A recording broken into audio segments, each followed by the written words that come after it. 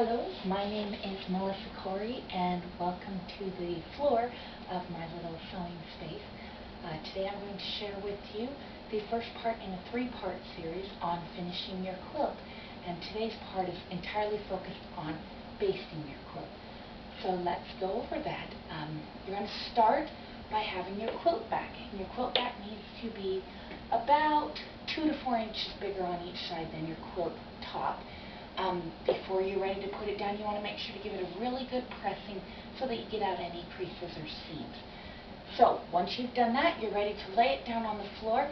I like to lay it down on a hardwood floor, and then I go ahead and I use a roll of masking tape, just regular painter's tape, to tack it down. If you don't have a hardwood floor, you can just use carpet and use pins into the corners.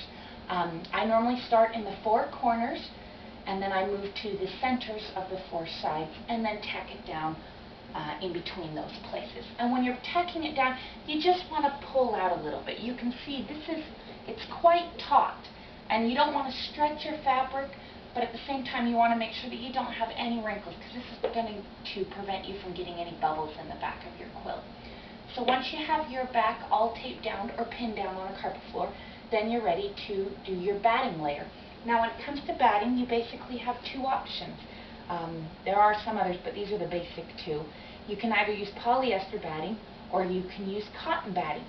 And you can buy your batting either on the roll most of the time, that's more of a bulk way, or you can buy it in the pre-packaged. The nice thing about the roll is you don't have to worry about any of the wrinkles. The nice thing about the pre-packaged is you don't have to piece any of your batting most of the time. So for this quilt today, I'm going to be using cotton. The reason for that is I tend to use cotton when I'm using a bigger quilt, just so that way when I'm quilting it on my home machine, I'm not dealing with near as much bulk.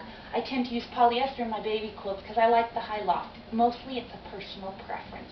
So, this is a pre-packaged cotton batting, and you're just going to go ahead and lay it out onto your quilt top. And I have already gone ahead. This was a larger size batting, but I have already taken the liberty of going ahead and trimming it down a little bit, and you just want to make sure that it's going to cover all of it. I'm not too worried at this point about getting out any of the wrinkles because we're going to be doing that in our basting section as well. So just lay it out just like that, nice and flat, and then you're going to go ahead and make sure that we have enough backing for our quilt top. Now, my quilt top, I have a little bit less on the top and bottom than I do on the sides. Most of the time, like for instance, if you're used to sending it to a long arm, they're going to ask you to leave 4 inches on the sides and the bottom excess. I don't normally use that much on my quilts when I'm laying them out, because I tend to find that it gets caught up in the back when I'm quilting, and that makes me frustrated. So most of the time I'm going to leave anywhere from 1 to 3 inches. Like on the bottom here, you've probably got 1 inch and probably 3 inches there on the side. A lot of that's just what you're used to. If you are new to free motion quilting, give yourself a little bit of extra room so you've got room to work with it. So here's my quilt all laid out, and now we're going to be ready to baste it. Now when it comes to basting, you've got 2 options once again. You can either try spray basting, or you can do the good old traditional pin method. So to show you both, I'm going to spray baste the bottom half of this quilt, and then I'll pin baste the top half of this quilt. Spray baste, normally it comes in a brand called 505. This is actually the generic brand that I have at my Joann. And it's just a basic can. It will say basting adhesive right there on the front of it. So to go ahead and baste this quilt, we're just going to pull back the top about halfway and lay that out, and then we'll pull back the batting as well. Once again, about halfway. And just lay it flat there. And then we're going to give our can a real good shaking here, and then we'll just spray it an even layer across the whole thing. Now if you're doing a larger quilt, you're just going to want to spray the portion in front of you, smooth it out, and then spray some more. But we should be able to just do this all in one go. And just give it a really good coating keep spraying. The lovely thing about spray basting is that it is really quick. It's a lot faster than your pinning method. The downside to spray basting is that it is a little more expensive. These cans will tend to run about $15, and they kind of go through them a little quickly. So those are kind of your pros and cons of spray basting. Now when you lay it out, just go and you're going to start in the middle and smooth outwards and forward. That's your key whenever you're basting. If you get a little wrinkle, don't be afraid to pick it up and just lay it back down. And I'm just going to keep moving outwards, getting all of my wrinkly bubbles out. Out, out, out. And then move this direction.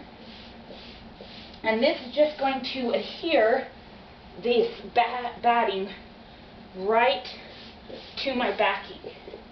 So there's no need for pinning once I'm done this. I'll just get this corner. And once again, just going to pull it nice and taut, smoothing it out. Alright, so that's the batting part done. Now we need to adhere the quilt top to the batting. So once again, we're going to do the same thing. I'm going to get this out from underneath me so that I'll be able to move it over. Once again, give it a good spray. And then just spray your batting. Give it a nice thick layer. You want to make sure that it's going to adhere for you. And you're not going to lose your stickiness as you're quilting this along.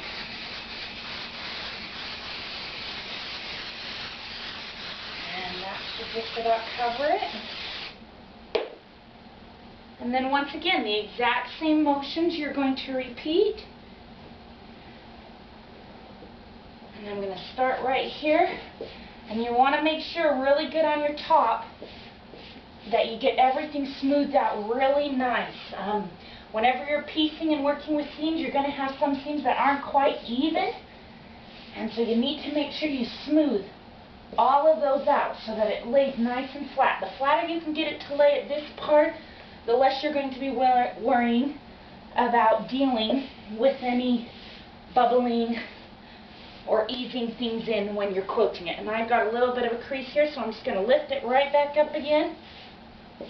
Don't be afraid to lift it back up and smooth it back out again.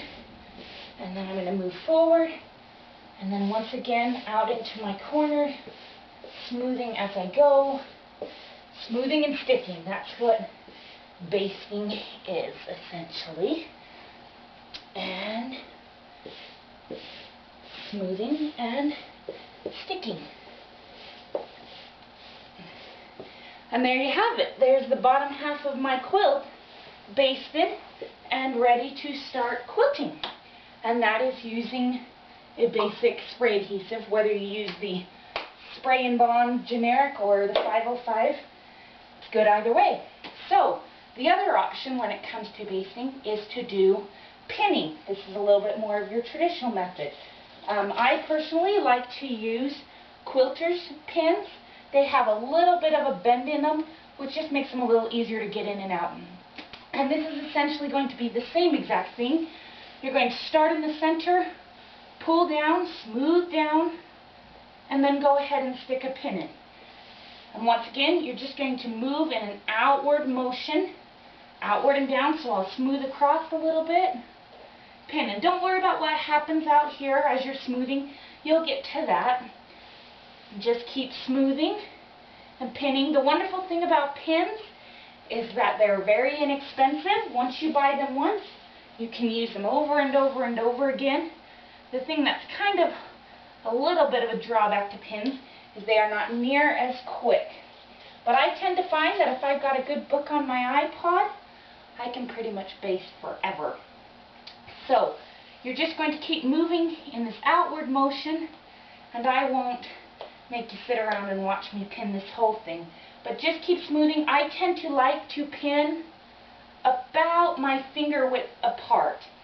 So that's about how I decide. There, I don't put them in any set pattern, I just randomly pin them. If you see a spot that's giving you trouble with any bubbles, go ahead and stick an extra pin into that spot as you continue to move out. And just keep going until you've moved all the way out to your corners and all the way down to your edges. And then your quilt's basted and you're ready to move on to quilting it, which will be part 2 of this video series, and we'll be moving over to the little home sewing machine on how to do that. That's it for now. Thanks. Bye-bye.